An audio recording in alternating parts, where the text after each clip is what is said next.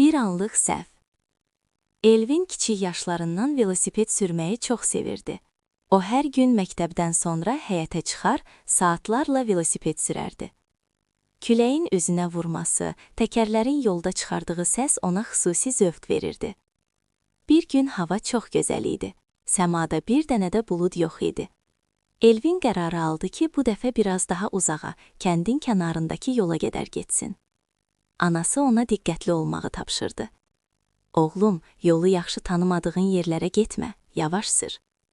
Elvin başı ilə təsdiqlədi, amma içindəki həvəs onu daha sürətli sürməyə vadar edirdi. O yol boyu sürətlə irəliləyir, bəzən əllərini sükanın üstündən buraxaraq özünü peşəkar kimi hiss edirdi. Birdən yolun ortasında kiçik sərt bir daş gördü. Onu görən kimi əyləci sıxmaq istədi, lakin artıq gec idi. Velosipedin ön təkəri daşa dəydi və Elvin tarazlığını itirərək yerə yıxıldı. O bərk zərbə ilə başını daşa vurdu.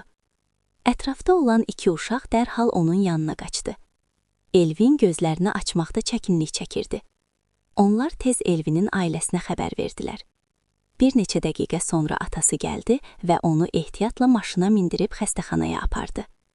Xəstəxanada həkimlər Elvini müayinə etdilər. Onun başında yüngül zədə və bir neçə cızıq vardı.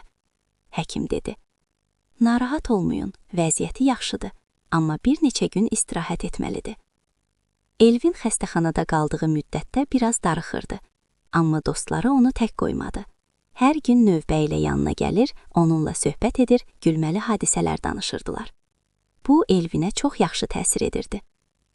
Bir neçə gündən sonra Elvin evə buraxıldı. O artıq özünü daha yaxşı hiss edirdi. Bu hadisə ona bir dərs olmuşdu. O başa düşdü ki, sürət hər zaman yaxşı deyil və diqqətli olmaq çox vacibdir. Bir həftə sonra Elvin yenidən velosipedini götürdü. Bu dəfə isə daha ehtiyatlı idi. O yavaş sürür, yolu diqqətlə izləyir və qaydalara əməl edirdi. Velosiped sürmək yenə də onun ən sevdiyi məşğuliyyəti idi.